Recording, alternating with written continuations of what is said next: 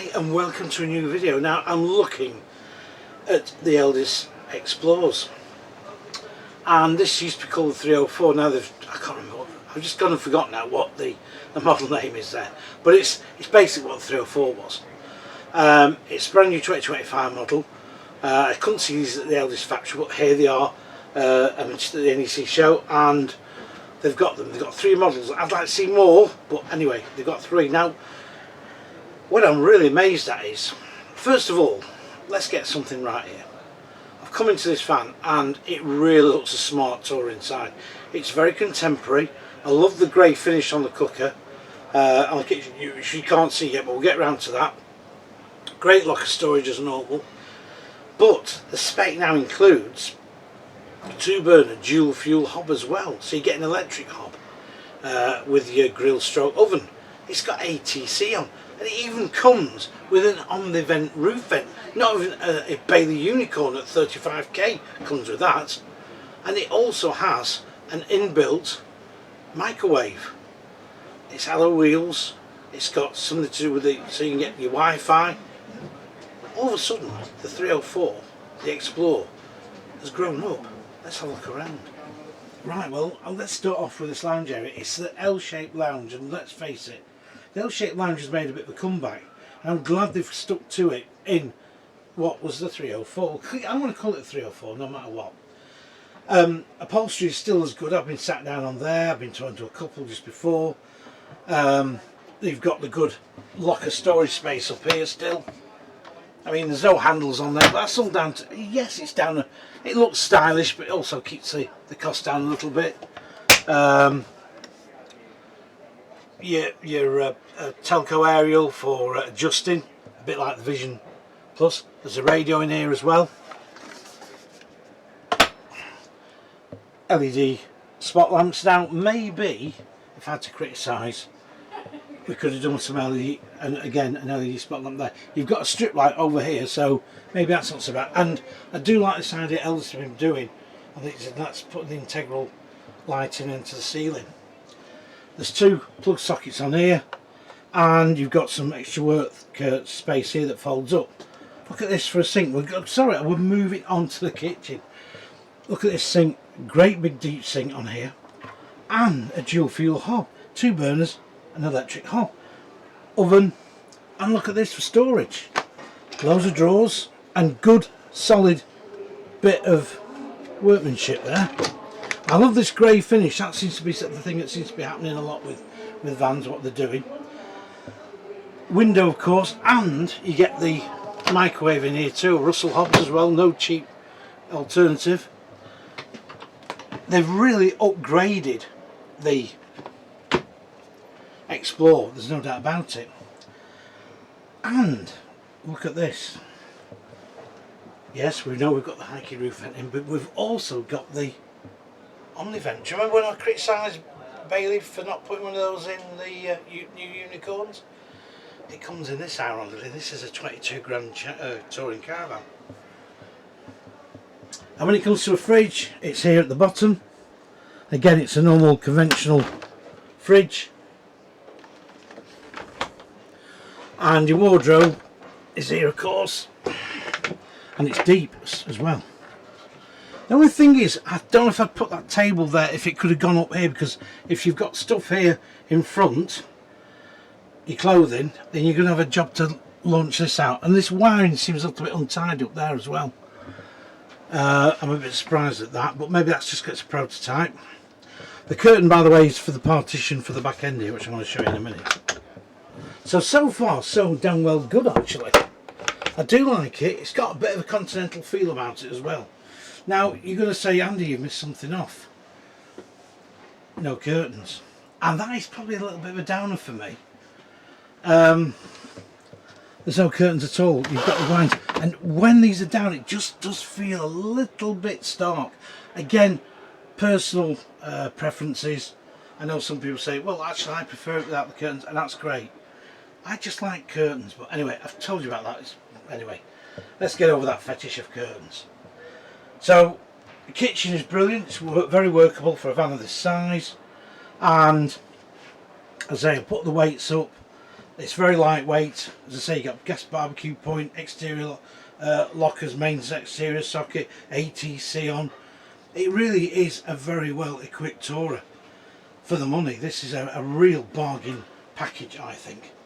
Now let's get to the side bunk here as well, because don't forget this is a 4-berth, but there will be couples that will just like this van.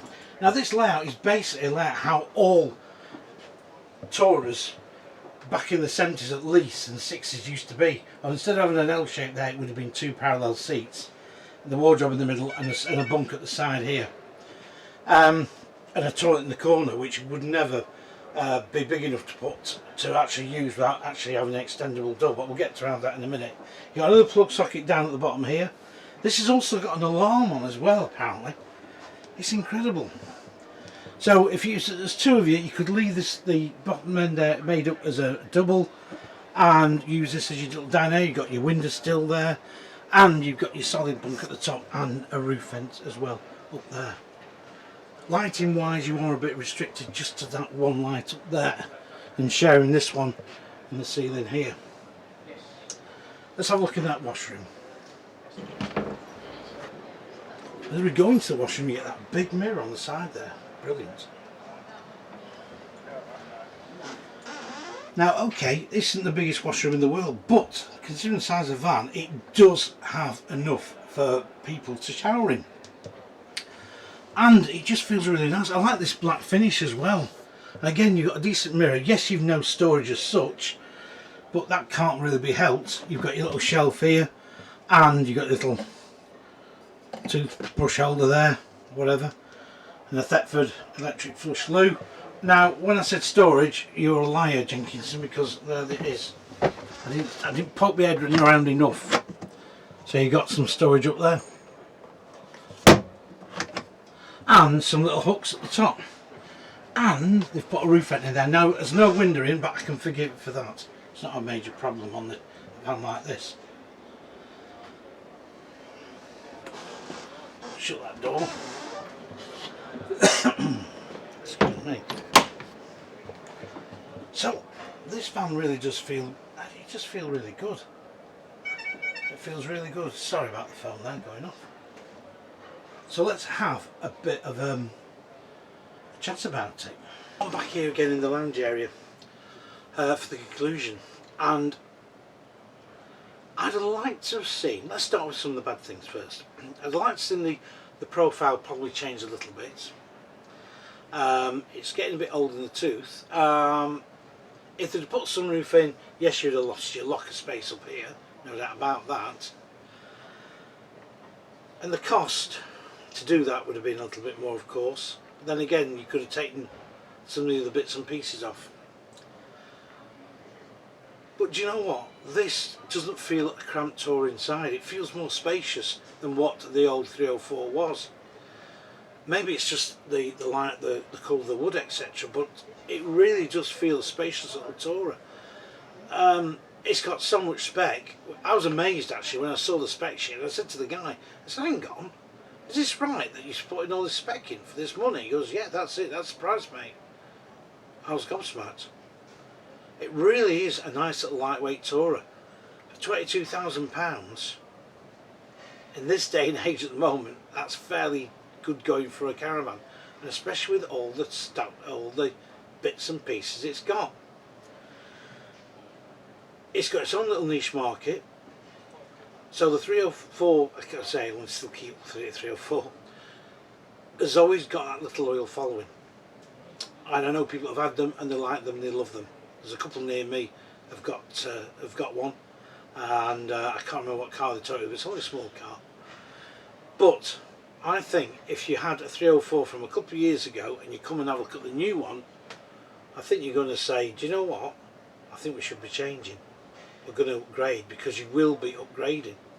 Yes, there's no curtains in. Okay, I can live with that probably. There's no window in the washroom, it doesn't matter. It's a small washroom. There's a decent sized roof vent in there. This van just feels really, really good for the money. Forgot to mention this TV shelf as well, which obviously goes down. There's a main socket here, So I think altogether there's one, two, three. I think there's 4 main sockets in the van from what I can see. I've found so plenty of sockets. I think for a family who've got a second-hand van maybe, and they want a new van, and with plenty of kit and a caravan they can get on the drive at home, saving them extra like £400 or £500 a year on storage. This could be the van. You're not going to be short-changed with this little Eldest Xplore. Well, sorry, not Eldest, Xplore, because they're trying to drop the Eldest badge off it. Personally, I wouldn't. I'd call it Xplore and I'd have underneath by Eldest. But there you go. I presume this will be sold into non-Eldest dealerships. And I think if I was a dealer doing just used Taurus, I think I could be tempted to take this range on, because it would be too much to have on my forecourt financially. And also I think I could be pretty much sure I'm going to get a sale. Right, I'm going to conclude this little review of this little van, this compact tourer, which I really do like. I'm glad they've kept it pretty much as it is up to a point, but they have given it a good old freshen inside, and it's made that big world of difference. This tourer feels a lot different from the 2024 version and those that go before it.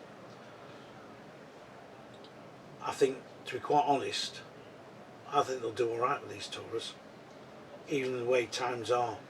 The times are quite difficult at the moment, as we know, in the tourer market, but this I think they're going to do alright with.